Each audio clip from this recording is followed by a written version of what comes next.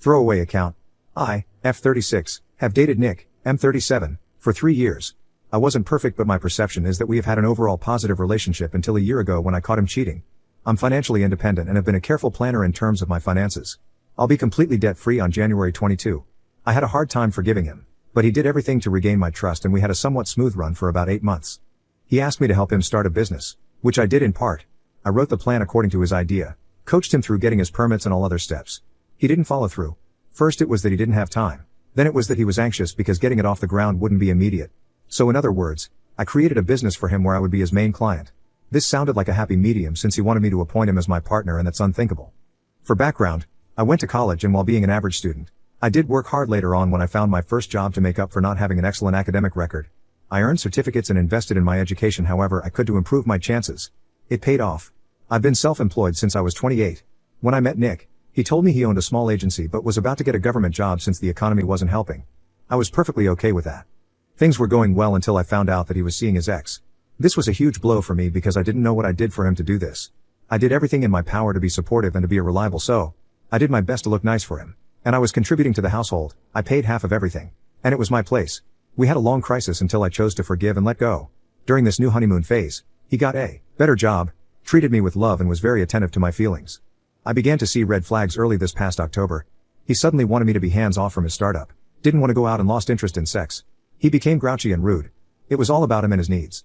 He'd lost his job last year due to COVID. We moved to a house I leased in January. I love the house but it created friction between us. I'm an animal lover. My landlord doesn't interfere with my pet-related activities as long as I can keep the place clean. I built a catio for my 10+ cats that I've rescued. It's an indoor space with controlled temperature and all their supplies are available to them 24/7. This was my dream. I wanted to help those kitties stay off the street since I've been feeding them for years. Also, they have all their shots. One of them had CKD but bounced back. Nick knew this from the start. The house is clean. No pet smells thanks to the automatic cat litter boxes. He resented the cats because he wanted his family to move in. The answer was no. We never discussed this. He went as far as to ask me to get rid of the cats and suggested I put them up for adoption. The cats were not his expense. He hasn't worked a steady job in months while I've helped him fund his business meetings because I didn't want to kill his dream. He does contribute but significantly less. I cannot live with his family. They are choosing beggars and moochers. The pattern is that his siblings and himself break off their relationships as soon as babies are born. I realized this too late. Nick says his ex went crazy after she gave birth. His brother tricked his ex into moving with her parents while he found a home for them and the baby. He never found a house, but knocked her up a second time so her parents banned him from stepping into their home. The youngest brother hightailed his wife when she had her second baby. All his siblings and his mom lived together. His reason for wanting them to move in was that we had 3 spare bedrooms plus a very large family room and that it would be great if they saved on rent. So, I guess there was no intention to contribute. Long story short, I got really sick by the end of October. I never got so much as a kind gesture from him. I cried due to body aches and he just stayed away. His excuse is that I could be contagious. It wasn't COVID. He never asked me if he could get me anything to eat and hardly ever came to check on me. I spent a lonely Thanksgiving while still recovering because he left to be with his family. My loved ones aren't near because I left everything for him. At some point, we talked about marriage. I recently found out he is back with his side chick. I was gonna hire a PI. But it's not worth it. I already know what I need to know.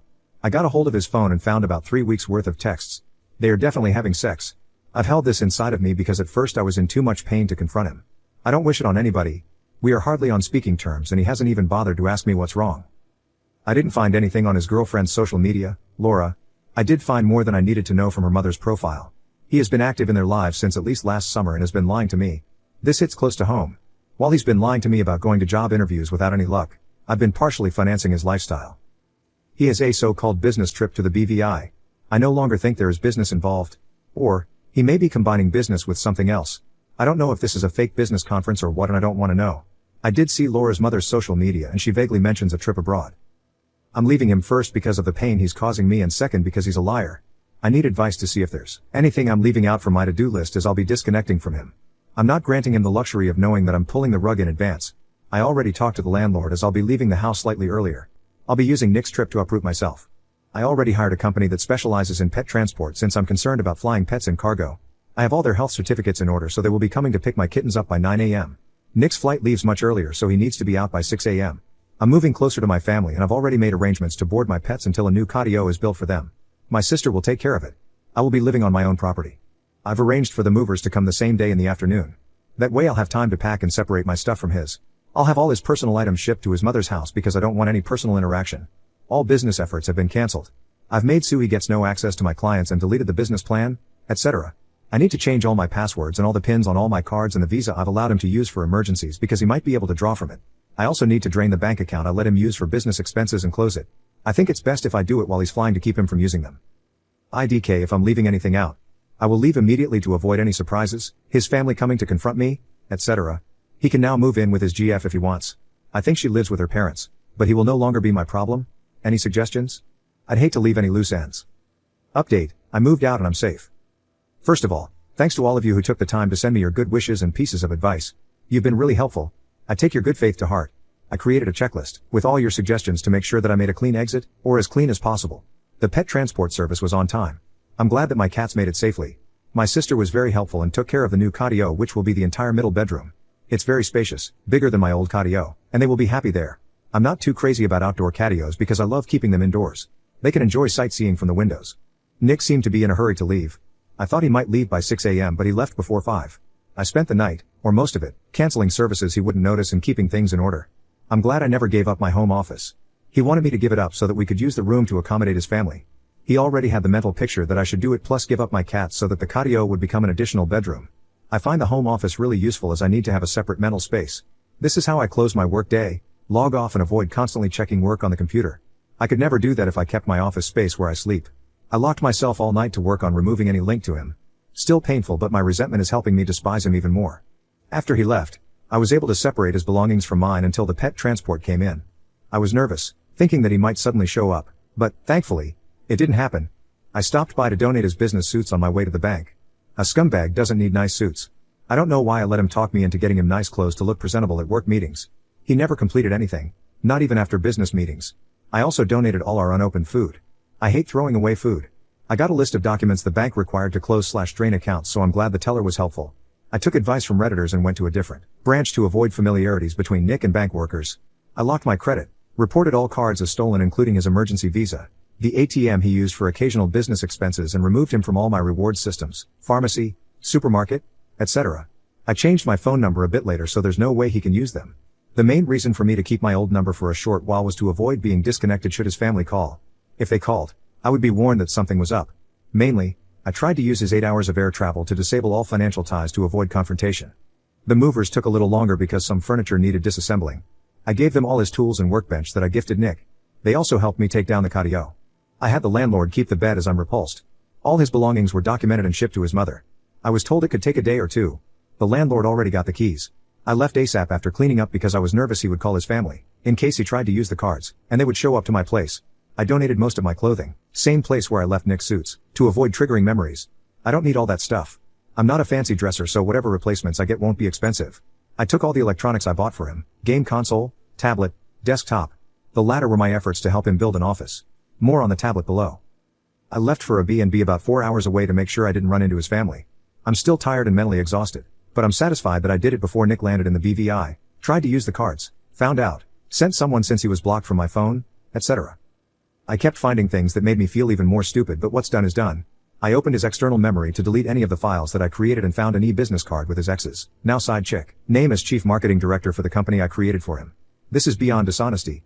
And please, marketing director my ass. They are living in a dream. I was told in my previous post to expose him to her, but she knows about me. Her texts were sometimes insistent on him making a choice and sometimes very passive about understanding he needed time. Her mother and sister both did a FB check-in at a BVI airport, so this is definitely not a business trip. Let them cover for his expenses now. I don't think her mother likes Nick because their texts make reference to some parental interference from her mom. I'm sure Nick's shit show will begin when he tries to get into our place. Maybe the owner already changed the locks by then. If not, he must already know as his stuff was shipped. I will take advice and go to therapy because my levels of anxiety are over the top. About his tablet, I logged onto it and found it logged onto his email accounts and texting. It was both cathartic and awful. I found out he'd been fired from his government job. It's not that he lost his job. He effing got fired, lied to me about getting a new job and then lied about not getting paid. From what I gathered, he spent days walking around the mall in IDK for what purpose? She constantly asked him if he was at XYZ shop. Sometimes he sent her pics of his breakfast, at the mall. I started that relationship fair and square. He was single. At least I'm glad I was never a side piece. His breakup with her is confirmed by the messages. She's very young, F25, has a job and comes from a tight-knit family from what it looks like on her mother's FB page. Their messages also let me know what a low life he is. He wanted her to actively market his, non-existent, business, and when she succeeded, then he would be comfortable about leaving me. He told her he would have left me earlier, but she needed to understand that would affect him, and she needed to understand that. She replied with desperate messages that she was looking for a better job. Sometimes she was docile and didn't push him. Nick showed up one day with a rolling case bag full of documents. He said we could use it to call in clients. I was excited until he said it was from his ex's office, that those files were meant to be discarded so he will use them. That was among the first red flags that I got when I found out they were back together. I refused. 1. Because those are confidential client files and it's illegal. 2. Because I wanted nothing to do with her. So, in other words, her boss entrusted her to dispose of them and she turned them over to Nick. I had lawyered up about this some time ago. Initially, I wasn't going to do anything, but after reading her unkind messages when I was sick, I decided to turn the files over to her boss via my lawyer. No further action will be taken on my side. But aside from screwing her up, I need to make it clear that I never used/took advantage of those files, just in case she and Nick get in trouble somewhere along the way. I'm safe and happy to be so near my family, but I'm mentally drained. I feel dirty and disposable. His family knew. His friends knew. She knew I existed and said I was playing sick to get pity. She texted that I wasn't helping more financially because I'm greedy. His replies reinforced this. His empty goals played a part here. He's been promising her that he will make it big and talks too much shit about an industry he hardly knows. All he had were my good faith and knowledge. He never nurtured his own network because he gets mad when he's told no but does nothing to be worthy of people's time. I will never help a man build himself. Ever. I need to refocus and rebuild my life. I want to help my sister. Maybe I'll take chunks of Nick's so-called business and develop it for her, if she agrees. I need to lose my feeling of being invalidated. It helps that I left a shit show behind for them to deal with. Let Nick move in with his sharp-tongued sister and her unruly kids that she allows to climb on the wall if they could. Let him find out how the website has been taken down. He asked me to back him up to occasionally pay for the business dinners. I wonder if he tried to be a hero and tried to slide the card for his side chick's family's meals. I will never know. I hope he enjoys living with his little brother and his baby mama drama from an ex who is now successful and wastes no time dragging him down. I'd love to see the situation when his other brother gets yelled at and taken to court by his ex. This is basically a yearly event. Or when his sister goes crazy and starts yelling because her ex walked out on her and somehow, this is everyone else's fault. Thanks again for your kindness. To those who PM'd me about help opening a business, I'd like to say 1. Thank you. 2. You can start a business with little money as long as you have a valuable service to offer. Do market research. Don't go crazy trying to get everywhere. Avoid saturated markets. 3. Invest in compliance. There's no way around it. Taxes, formation, registrations and certificates are mandatory if you want to be taken seriously. 4. Based on my bitter situation, don't trust anybody. No one. Don't share your good fortune with losers. Help your loved one and ride or die. Friends. Don't mix love and money. Just don't. Give a hand up. Don't give handouts. 5. Do things in bits. Macro plans are doable if taken apart. Just my 2 cents. Edit to add newest update January 5, 2022. Thanks for your kind replies and messages. My update is kind of fragmented as it's not first-hand knowledge. I spent New Year's Eve with my family. It was both weird and a relief. It was so nice I almost felt out of place since Nick's family is kind of difficult in terms of keeping their relationships together. Their holiday gatherings tend to bring a lot of tension. So my New Year's Eve was simple. I went to visit family and got to enjoy the gathering with old friends we've known for years. We took all the precautions, COVID, vaccine shots, etc. I like the feeling of just being a regular person and not having to be guarded against getting on Mills or Sill's bad side or feeling that my so isn't making an effort to compensate for me being away from my family. My sister agreed to allow me to help her set up a new business. I'll be coaching her. She won't have to go crazy looking for clients as I'll outsource some tasks to her. I'll be helping her get new clients once she fully learns and masters her new trade. Also, this will surely allow her to practice while gaining credibility. She's a hard worker and she already enrolled in courses so that she can gain some expertise. My sister is a patient learner who writes everything down. I love it because it encourages me to keep it up. I had a chance to get to know my teenage nieces and nephews a little better. They grew fast while I was away, and to actively participate in helping the family pets stay in a room where they would be safe during the fireworks madness. I rolled the storm stoppers at home before I left, so hopefully it helped with sound insulation. I left my family's home early the next morning and spent the whole day in my pajamas watching comedy shows. Honestly, lounger wear is the best way to ease my malady. I need the lighthearted stuff right now. I got lots of sushi and pizza. I treated myself to. I'm still recovering from my illness, and I think the long trip took a toll because I'm fatigued. It could also be mental exhaustion. Well, my only option now is to get better. So, about Nick. The shit hit the fan at least twice. I got an update from my landlord. My lawyer suggested I give my old landlord my new number to keep communication open should he need anything or need any post-move adjustments. I left owing him no money. The cardio and everything else were taken down, but it's best to keep communication open to avoid misunderstandings. Everything was clear between me and Andy, landlord. He just called to verify that I didn't give Nick any instructions towards asking him for anything. First, he showed up asking for assistance unlocking the door because his key was broken, lying. The landlord refused. But when he came back, this time with his mother and sister, the landlord called me as Nick claimed that I said I'd left some of his stuff with Andy. This makes no sense. I confirmed this as a lie. Nick wanted Andy to open the door for him, but Andy declined. Andy mentioned things that he just can't make up. He said Nick told him that he's a businessman, and a respectable person, and that he's a victim because I'm trying to take him down because I know he can succeed. This sounds so familiar. Back when we were together, he used to blame unknown enemies for his setbacks. When I say unknown, just think about the man. That shit started when I called him out for not putting enough effort on his goals. Oh, and he said this is happening because he broke up with me and I couldn't handle it. Also, he tried to talk Andy into letting him stay for the remainder of the lease, to extinguish the time frame until next rent, but obviously, the answer was no. Also, even if he got in, all utilities have been cancelled. His sister suggested Nick bring a bed or something to use up the remaining weeks of the lease, but this is a no-go since the lease was only on my name.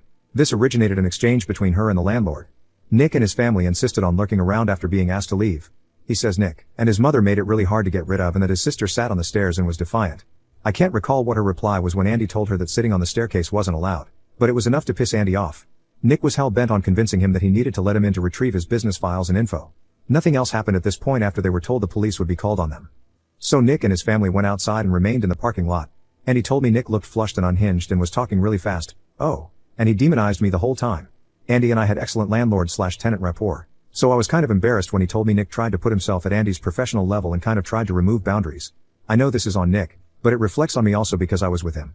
That's all I know from Andy's side. So sorry if this doesn't make a lot of sense. I called my lawyer. It was all covered before I left, but I got confirmation that a successful lawsuit is another long shot since Nick only used his mother's address as his official dwelling place. He even used it in for his legal battle with his ex-wife. I know this for a fact. My sister sent me screenshots from his AP's mom's profile. Nick's sister and AP's sister have been at a crossfire over their siblings. I don't know AP's sister's personality, but I know my former SIL is very prone to getting involved. There are lots of cryptic hostile posts.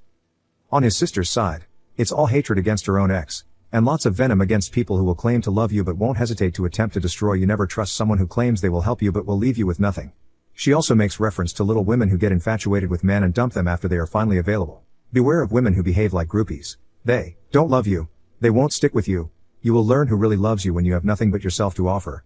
Also, she got lots of quotes with Nick being tagged about family being there for you. Tomorrow will look better. That's totally them and the dynamics of their family from hell. They love to hurt people but act like victims and are too sensitive to take responsibility. Okay, so the AP's mother has gone crazy in the last 6 days or so. They did celebrate New Year's Eve and Nick's face is nowhere to be seen. All of her siblings are shown with their SOs, and she is not shown with him. Also, all pics showing Nick from the Caribbean family vacation seem to have been deleted. I noticed she wasn't tagged in her employer's Christmas post. I'm familiar with that company's style. I'll admit I went crazy checking their profile when I first found out about their affair the first time around, and they love to tag their employees. It's a small company. She was tagged for Thanksgiving and all the previous e-greeting posts from every holiday in 2021. So, they include all their employees in these posts, and she hasn't been included. Not on the Christmas post. Not on the New Year's Eve post. Not on the New Year's Day post. They posted about 3 entries in between and she wasn't tagged. Her profile is active, but she's just not being included. Her sister who lives abroad posted a picture of all the siblings and she definitely hates Nick. Nick's AP replied with a nice sentence about family and the sister told her that she's amazing and that she is sure God will have great things in storage for you next year. Remember, when a door closes thousands will open and whomever should not be in your life will be removed no matter how painful it gets. Also, she posts a lot about freeloaders. I don't like AP, but I feel that somehow, she's getting scapegoated by his family. I'm not sure what happened or exactly what went down. They are definitely not together, and she seems to no longer be working at that firm. Her mother seems to be reeling and has been writing a lot about parasitic men. Losers seeking someone to latch onto, and mothers are always right. TBH, I don't think their breakup, if so, has to do with me canceling his chances at using me. The vibe I'm getting is that maybe he tried to squeeze more than was acceptable from AP in front of her family. Or I could be wrong.